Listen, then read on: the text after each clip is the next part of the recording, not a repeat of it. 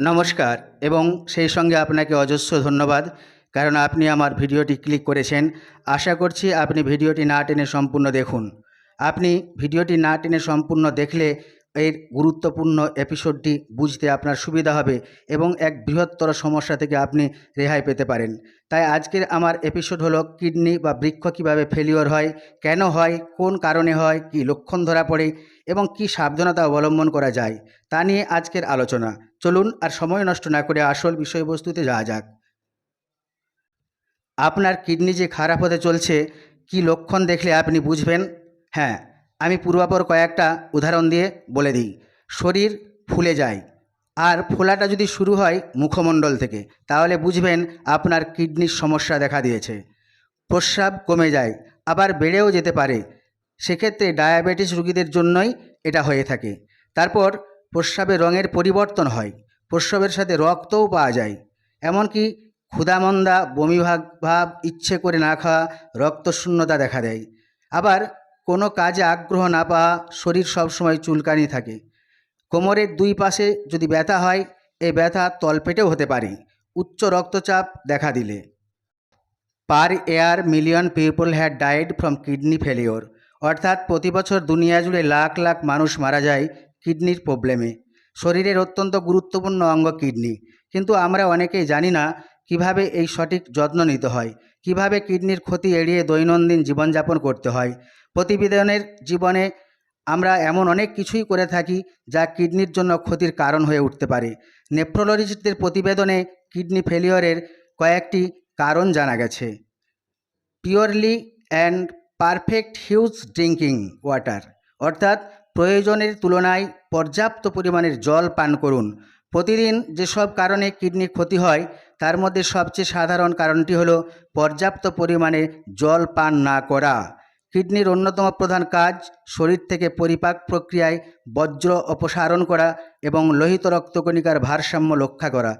কিন্তু পর্যাপ্ত পরিমাণে পান না করলে আপনি বৃক্কের রক্ত প্রবাহ কমে যাবে। এর ফলে রক্তে দূষিত রাসায়নিক পদার্থ জমা হতে থাকে।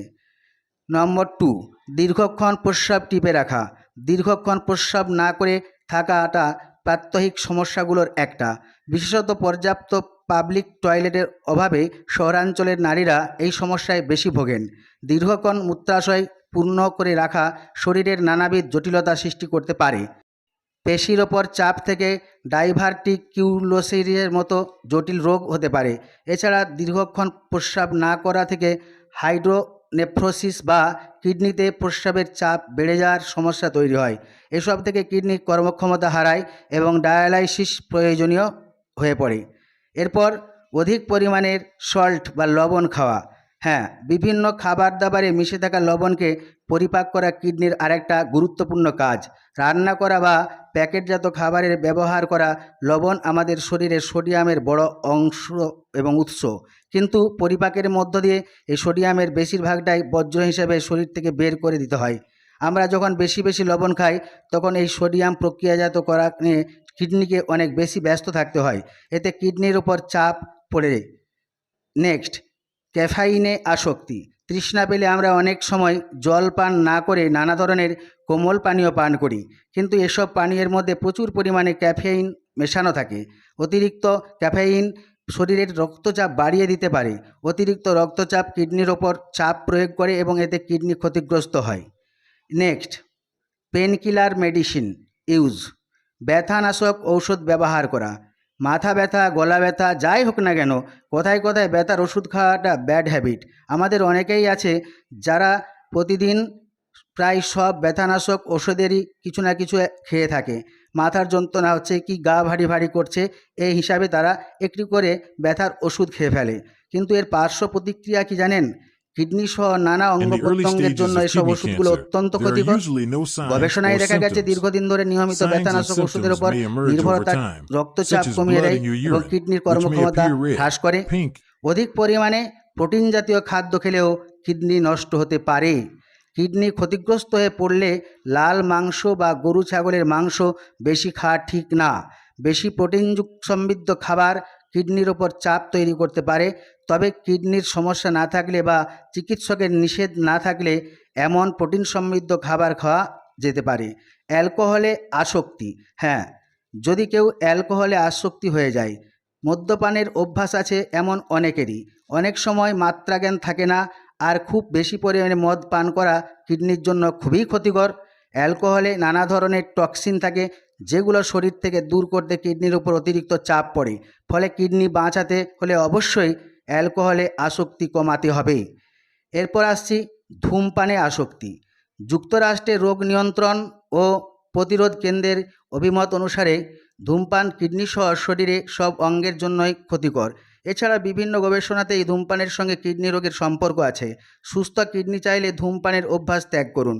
সর্দি কাশিকে পাত্তা না দেয়া। হ্যাঁ, সাধারণ সর্দি কাশিকে পাত্তা না দেওয়া আমাদের অনেকেরই অভ্যাস, কিন্তু এই সর্দি কাশি কিডনির জন্য অত্যধিক পরিমাণের ক্ষতিকর হয়ে উঠতে পারে। এছাড়া নানা গবেষণায় দেখা গেছে কিডনির সমস্যায় ভুগছেন এমন অনেকেরই অসুস্থতার সময়ে ঠিকমতো বিশ্রাম না নেওয়ার ইতিহাস আছে। নেক্সট, রাত জেগে থাকা অর্থাৎ না ঘুমানো। রাত্রিবেলা না ঘুমালে কি হয় জানেন? রাত জেগে থাকা, ঘুমোতে না পারা আমাদের অনেকেরই নিয়মিত একটা সমস্যা, কিন্তু ঘুম শরীরের জন্য নানা কারণে খুবই গুরুত্বপূর্ণ। ঘুমের সময় শরীরের অঙ্গ প্রত্যঙ্গগুলোর টিস্যুর নবায়ন ঘটে। ডায়াবেটিস ও উচ্চ রক্তচাপ অবশ্যই নিয়ন্ত্রণে রাখতে হবে, পরীক্ষা করতে হবে। চিকিৎসকের পরামর্শ ছাড়া কোনো ব্যথার ওষুধ এবং অ্যান্টিবায়োটিক খাওয়া যাবে না। অল্প থাকতে দ্রুত ব্যবস্থা নিতে হবে। নেফ্রোসাইট থাকলে চিকিৎসা করাতে হবে। পাথর যাতে ব্লক করতে না পারে এজন্য চিকিৎসা নিতে হবে। প্রোস্টেট ব্লক থাকলে সেটি দূর করতে হবে। ডায়রিয়া ও বমি হলে সঙ্গে সঙ্গে চিকিৎসা নিতে হবে। প্রস্রাব কমে গেলে সঙ্গে সঙ্গে চিকিৎসকের কাছে যাওয়া দরকার। এতে 90 থেকে 95% স্বাভাবিক অবস্থায় চলে আসে, তবে 2-1 সপ্তাহ চলে গেলে আর স্বাভাবিক পর্যায়ে আসে না। প্রস্রাব চলাকালীন জটিলতা পরিহার করতে হবে। গ্রাম্যদায়ী অদক্ষদের দিয়ে সন্তান প্রসব করানো যাবে না। প্রসবের ইনফেকশন যখন রক্তে ছড়ায় তখন এটি কিডনিকে খারাপ করে দেয়, এজন্য ইনফেকশন নিয়ন্ত্রণ করতে হবে। সবশেষে বলে রাখি, কিডনি হচ্ছে সাইলেন্ট কিলার। মনে রাখবেন, রোগ যখন ছড়াতে শুরু করবে তখনই আপনি বুঝতে পারবেন আপনার কিডনির অসুস্থতা। আজ আর নয়, এখানে শেষ করছি। সকলকে ধন্যবাদ জ্ঞাপন করে বলতে চাই, যদি ভালো লাগে শেয়ার করবেন, অবশ্যই লাইক করবেন, যদি পারেন করুণাবশত সাবস্ক্রাইব করবেন। আজ এখানে আসছি, ধন্যবাদ।